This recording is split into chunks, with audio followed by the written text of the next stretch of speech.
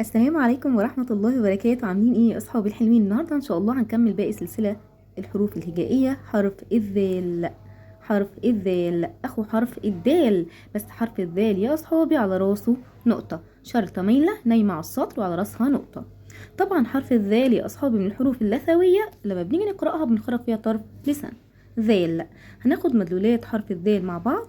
ذال ذيل، ذال ذهب، ذال ذئب،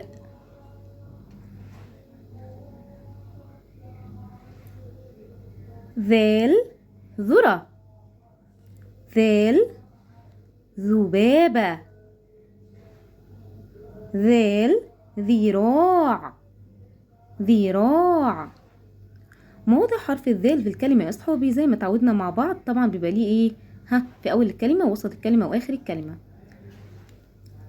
في أول الكلمة بيبقى منفصل، في وسط الكلمة،